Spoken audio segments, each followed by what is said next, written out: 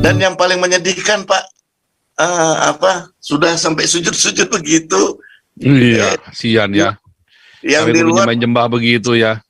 Yang di luar bergaya-gaya, baju baru semua ya kan, keren-keren ya kan. Nah itu tuh uangnya habis ketipu lagi tuh. Aduh. Itu Ujung-ujung Pak. dah. Artinya Pak Saifuddin tidak bertanggung jawab Pak. Ya, Kalau dia sadar itu bukan duit dia harus teliti. Uang itu jangan sampai tercecer, ditipu gitu. Pak Paul.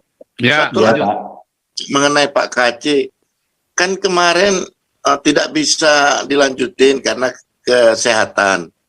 Tapi yang lucunya kan nggak ada gerakan untuk dia dibantarkan, tetap dia dibawa oleh jaksa kan. Iya. Masuk Lucu ya, ironi ya.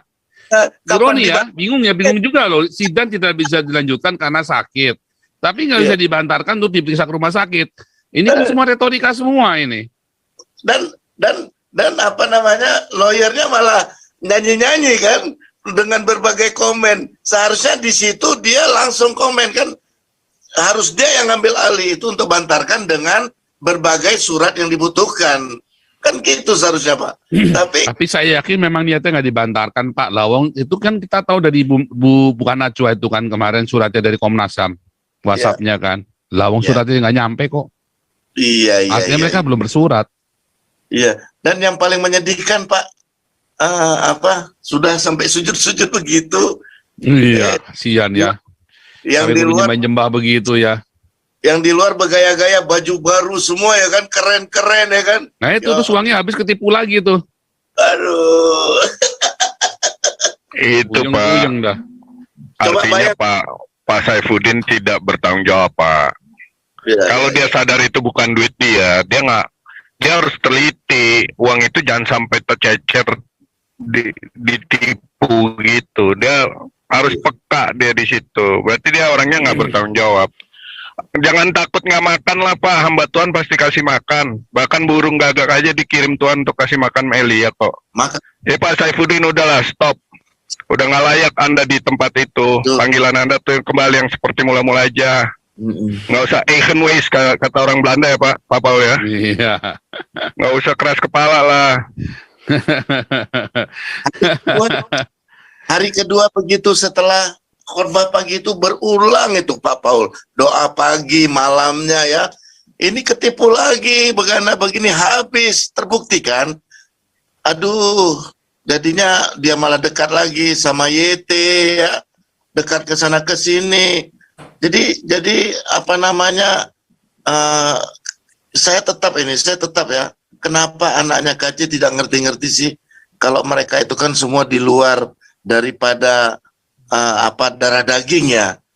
Saya sekali lagi nih kasih tahu nih anaknya Pak KC ya, tolong dong papa kamu ini sudah digunakan untuk hal-hal yang nggak masuk di akal ya. Di hari itu kamu dengan pakaian yang sangat keren ya, menunggu berjam-jam, tidak tahu bahwa, masa nggak tahu jadwal sidang aja kalian nggak tahu kan, gawat. Ini saya bingung ini, kalian jadwal sidang nggak tahu, nggak ada koordinasi ke dalam. Begitu dikeluarin baru sebentar ditutup karena tidak sehat, itu pun kalian nggak tahu. Taunya waktu diucapkan oleh sana. Itu yang kita bilang, kita perlu lobby loh. Pak KC, Pak KC lagi, Pak Putih. Jadi, waduh, nggak mau jadi Pak KC. Jadi Pak KC Pak, ya beginilah Pak Putih. Kita ini semua miris melihat di persidangan itu Pak MKC sampai menjongkok-jongkok ke tanah kelihatannya atau di lantai.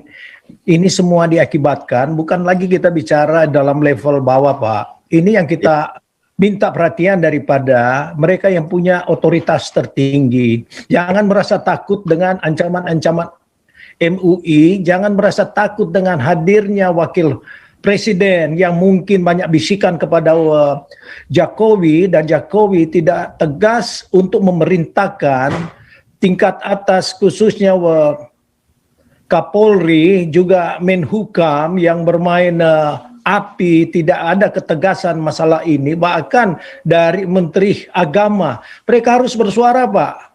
Yang kita inginkan Indonesia ini menjalankan hukum yang adil bagi semua umat. Jadi sudahlah, kalau tingkat di bawah majelis hakim dan segala itu semuanya itu permainan daripada penguasa di Indonesia. Jadi tegas saja, SUM ini justru kita pakai untuk mendobrak untuk keseluruhan Indonesia supaya bisa ditegakkan. Semoga 2024 janganlah terjadi lagi masalah-masalah yang berulang-ulang. Dulu kan seperti yang kita tahu, banyak kita menyokong sekali Pak Jokowi, dan saya juga berkampanye di luar negeri untuk Pak Jokowi karena kita melihat salah satu sosok yang berbeda dengan yang lain-lain. Tetapi sayang, pada periode terakhir ini legasinya hilang, Pak, dengan tidak tegas menyatakan bahwa hukum di Indonesia harus tegak, tidak peduli dengan para kadrun yang memberikan bisikan yang kebetulan mereka banyak sudah menyusup baik dalam pemerintahan, baik di dalam BUMN, sampai kepada pendidikan anak-anak ingusan yang berdemo untuk menggulingkan Jokowi dan pemerintahannya. Kalau dari SUM yang kita sama-sama ikutin dan mensupport bahwa pemerintahan harus tegak, kita tidak ingin menggulingkan pemerintahan daripada Jokowi, tapi Pak Jokowi harus sadar yang memilih kan rakyat Indonesia yang menginginkan ketegasan hukum. Korupsi harus diberantas. Mereka yang menggunakan segala kepentingan pribadi maupun organisasi mereka harus ditumpas, Pak, termasuk MUI. Jadi di sinilah ini permainan tingkat tinggi, Pak. Andai kata Presiden mengorder kepada Kapolri untuk selesaikan ini secara adil di Indonesia. Udah lepas Pak Kaceh. Tapi ini dipakai oleh kesempatan birokrasi yang dibawa ini. Mainkan karena hukum di Indonesia itu labil sehingga bisa dipermainkan. Nah, kita Pancasila ini boleh dibilang itu semua retorika, Pak. Makanya saya sendiri itu skeptik mengenai apapun yang akan diterapkan kembali. Masalahnya ini apa kita yakini atau kita aplikasikan aturan-aturan main hukum di Indonesia. Jadi inilah mungkin yang perlu, Pak. Jadi Pak Kaceh harus bebas, Somad harus dimasukkan penjara dengan yang lain-lain. Jangan pilih kasih dalam hukum. Indonesia itu satu, hukumnya sama, Pak, bukan hukum agama. Terima kasih. Tergugat, Pak. Ya.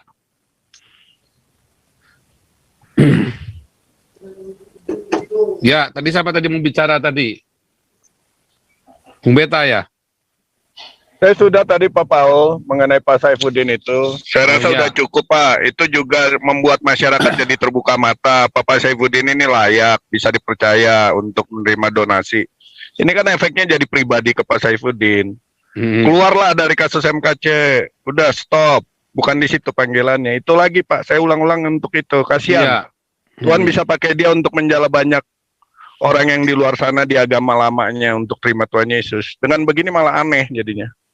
Gitu, Pak Paul. Sebetulnya memang di luar expectation ya. Sebetulnya tadi kita kasih Saifuddin itu untuk mengencourage ya, untuk mengencourage MKC terus sambil berkoordinasi dengan kita. Tapi kan ternyata kan ya itu tadi ya, nggak mau terbuka segala macam, itu kan memang menjadi masalah. Kalau di kita kan nggak mau, kita udah sepakat mau terbuka. Karena ada motivasi, Pak. Sebetulnya itu kontrol buat kita supaya jangan ketipu kan. Iya. Kalau udah dibuka gini, siapa yang mau nipu? Coba anggota kita yang mau nipu. Malu lah, bingung lah, apa yang mau di ini. Apa kalau dibuka begini kan sulit, mau nipunya gimana? Iya. Ya kan? Dan untuk yang orang yang bagian ngumpulin duit pun kayak saya teriak-teriak begini pun bebannya jadi ringan. Iya. Ini kebayang nih Pak nih, begitu DMKC udah redup kasusnya, terlepas nanti dari penjara atau tidak. Itu simpati orang untuk berdonasi udah kurang. Akhirnya tuh lawyernya lepas tangan, Pak Saifuddin lepas tangan. Ya kan kasihan MKC. Ya, apalagi sekarang cari duitnya setengah mati mereka. Nah itu dia. Karena motivasi udah nggak jujur, Pak. Kalau jujur semuanya murni, nggak begini. Itu udah telak, itu udah pasti. Karena ada motivasi dan tidak jujur ya begini. Semuanya nyata itu. Iya. Ya jadi saudara memang ya kita tuh sangat berhati-hati sekali ya dengan dana ini. Saya sekalipun sudah di luar negeri, saya bukan warga negara Indonesia ya, tetapi bagaimanapun juga saya lahir di Indonesia. Saudara-saudara orang tua kami masih ada semua masih bisa pulang ke Indonesia, ya kan? Masih suka bolak-balik. Jadi kita harus Jangan dulu, Pak. apa yang bisa kita lakukan buat Indonesia? Kita itu bukan tipe orang yang lupa semuanya semasa bodoh, enggak. Apalagi banyak orang-orang yang kita injili juga di Indonesia. Maka dari itu, saudara, setiap peluang-peluang seperti ini, ada orang-orang. Kalau saya nggak di Indonesia, kalau saya nggak punya paspor Eropa, saya sudah digulung di Indonesia. Saya nggak bisa ngapa-ngapain karena saya punya paspor Eropa, maka saya bisa bikin organisasi yang resmi. Kita bisa berkoordinasi dengan para penatua yang di Indonesia buat bikin Damaris, buat bikin Galarua, ya, dan kita bisa penginjilan ke seluruh dunia. Dari mana? Karena itu hikmat dari Tuhan yang Tuhan berikan buat saya. Bukan kabur, ngawur, kenapa saya takut, apa yang saya takutkan. Tapi itu namanya berhikmat. Kalau saya nggak kalau gini, coba Saifuddin mau ke Belanda aja ditolak terus visanya, ya kan? Saifuddin aja mau ke Belanda bikin visa ditolak, nggak bisa. Nah kalau saya, yang saya nggak bisa masuk seluruh dunia, yang saya nggak bisa masuk cuma negara Islam sama Indonesia doang, ya. Seluruh dunia saya mau pergi. Hari ini saya pergi, hari ini saya beli tiket langsung berangkat. Nah, hari ini saya mau pergi, hari ini tak niatin beli tiket langsung berangkat, ya. Kemana saja, mau ke Amerika, mau ke Kanada, mau ke Australia, ya kan, mau ke Singapura. Hari ini saya niat berangkat, beli tiket, langsung berangkat, nggak usah pusing ngurusin visa lagi, ya. Dan kalau di negara Islam pun bukannya saya kudu ngurus visa, bukan, tetapi namanya ada elektronik visa, saya bisa apply elektronik, nggak perlu ke kedutaan, atau arrival sampai ke negara tujuan, saya ngurus visa di sana. Kayak kalau orang Indonesia pergi ke Maroko, ke Monaco, ke Makau, visa on arrival, kayak pergi ke Cina. Tapi sekarang di Cina kemarin saya sempat ditolak ya, karena ada yang visa on arrivalnya itu lagi mau pemilu, nah waktu itu. Biasanya bisa on arrival. Seperti gitu, ya. Tapi ke Makau bisa kemarin saya on arrival visanya. Nah, kalau ke Singapura, kalian orang Indonesia nggak perlu pakai visa, langsung masuk. Nah, sama saya juga sama. Saya karena kalau mau pergi ke manapun, ke seluruh dunia, bisa langsung masuk, nggak usah repot ngurus visa, karena paspor saya diterima di mana-mana. Kalau paspor Indonesia nggak bisa, mau ke Eropa bikin visa dulu, ke Amerika ngurus visa dulu, ke Australia bikin visa dulu, mau ke Australia aja yang deket ngurus visa, ya kan? Saya mau ke Timor Leste nggak usah ngurus visa, saya mau ke Papua Nugini nggak usah ngurus visa, saya mau ke Thailand nggak usah ngurus visa. Hari ini saya berangkat, gitu ya, enak ya, enak. Nah itulah makanya kapan Indonesia begitu? Kalau sudah nggak ada, kalau orang Islamnya sudah habis, kalau Pancasilanya sudah ditegakkan. Nah, kalau orang-orang Kristennya memberitakan Injil dengan rajin, berdiakonia, makanya berdiakonia yuk.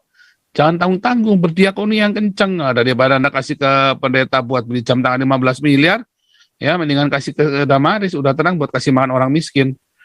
Ya, ini semua nih, ini dana-dana yang digunakan ya dari masyarakat. Dan untuk orang miskin, untuk kasih makan. Kita mau beli kapal ya, doakan ya. Kita mau beli kapal, balai pengobatan atau bikin kapal seperti kapalnya Dr. Lee ya, supaya nggak cuma satu di Indonesia, tapi kalau bisa ada lagi. Ya kita bikin balai pengobatan. Kita sekarang sudah ngerintis bersama Dr. Sostenes, Dr. Reagan, Dr. Andre Hart, ya Dr. Vivina, kita sudah ngurus tuh. Saudara doakan, jangan tanggung-tanggung, ayo berdonasi ya. Kita mau target supaya bisa capai 10.000 ya tahun 2022. Jadi tahun ini kita sampai 2.000, awal tahun nanti kita 3.000 ya. Semester awal kita sudah 5.000, tahun 2022 kita 10.000 per hari untuk kasih makan orang Indonesia. Ya. Wah, kita mah serius ya, kita nggak main-main. Oke, karena sudah di sana sudah jam 12, mungkin terakhir kali Pak Putih ada mau kasih tambahan lagi Pak Putih? Terakhir. Mikrofonnya belum nyala Pak. Mikrofonnya belum nyala. Yang paling utama terima kasih nih untuk Pak Bahtiar dengan Pak Santiamer. Ya, benar, terima kasih. Lobby satu-satunya itu yang paling efektif adalah akselerasi di paket A dulu. Nanti Bapak akan besok balik, nanti kasih nomornya ke kita koordinasi ulang, karena mereka harus kita kasih nyaman. Cuman minta nanti khusus Pak Bahtiar dekatin ke lawyer yang dari saksi ya Bapak ya, saya juga akan coba hubungin nih beberapa pentolan saksi Yehova di Jakarta ya, ring 1 mereka. Nanti saya bisa bantu pertemukan dengan Pak Bahtiar supaya ring 1-nya saksi Yehova yang memanggil daripada lawyernya itu biar cepat clear Pak. Karena ini kalau kita lihat kayaknya dihambat ya. Yang sayang kan anak-anak ini. Satu lagi yang paling kita mau sebenarnya mungkin kalau ini terlambat kita dalam mengurus beberapa legal yang menjadi syarat utama supaya kita membuat membuat laporan untuk UAS ya, Refli Harun dengan Waketum MUI ini, saya coba sudah koordinasi tadi, mungkin kita pakai nama beberapa lembaga lain yang dalam tanda kutip yang hari-hari ini juga mereka lembaga bantuan hukum ya. Cuman ini ada masalah kita sedikit. Ini orang kok melihat kita seolah-olah duitnya gede banget. Jadi tarif-tarif ini kita mau coba kasih ngerti ke mereka lah. Kita ini kan mau kerja sosial ya. Yang kita bantu bukan saudara kita, bukan apa-apa kita. Kemudian teman-teman kita yang mendonasi juga mereka sudah gerah melihat ketidakadilan hukum ini. Jadi marilah kita bersinergi ya. Dan kami tidak mau pro bono, tapi tolong angka-angka yang wajar supaya banyak kasus hukum yang begini-begini kita bisa serbu bareng-bareng. Tapi kalau sudah main angka-angka yang membuat nitro ini terhambat ya, kami terpaksa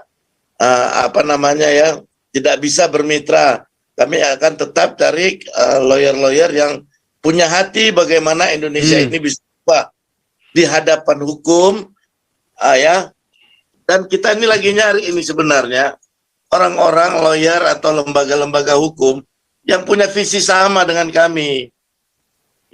Visinya apa? Supaya hal-hal yang kemudian ketidakadilan yang menyangkut kebersamaan kita sebagai anak bangsa, kita geber sama-sama.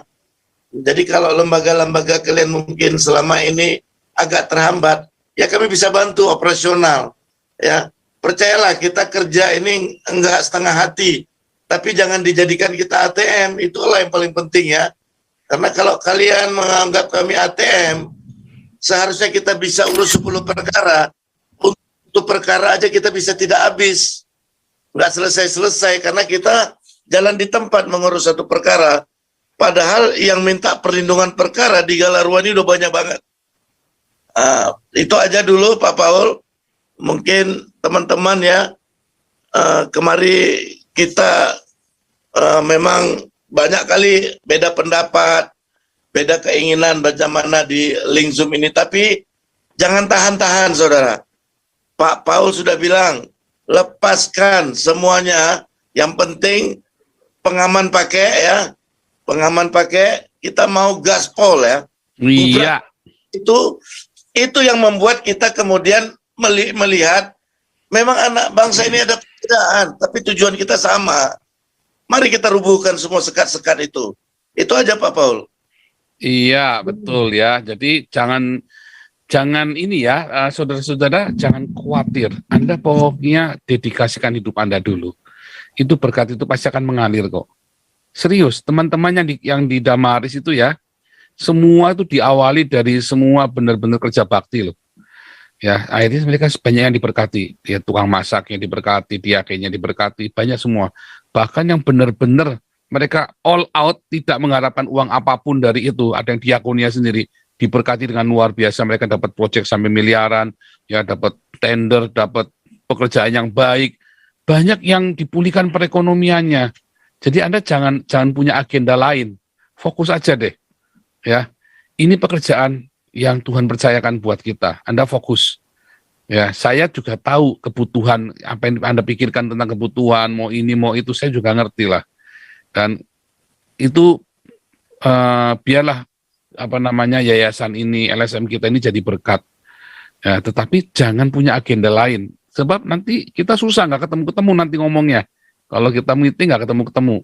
Ya, haleluya. Ini Damaris lagi butuh dana segar. Kemarin biasanya saldonya 370-an. Nah, ini karena kita geber jadi 2.000 sehari, biasanya kan cuma 1.500 kan. Ini kita geber 2.000. Ya iya benar, makanya tinggal 200 nih saya bilang. Saudara-saudara, ayo menabur lagi. Jangan tabur di pendeta yang pakai jam tangan sampai miliar-miliar. Taburlah di Damaris karena uang Anda yang Anda tabur itu Anda akan hutangi Tuhan. Ketika Anda menabur, Anda akan menghutangi Tuhan ya. Karena ini untuk buat kasih makan orang miskin, Papa. Kalau Anda kasih makan orang miskin, Anda mengutangi Tuhan. Kalau Anda belikan pendeta jam tangan 15 miliar, Anda hanya dipuji sama Pak Pendeta saja. Haleluya. Oke, kita akan tutup di dalam doa karena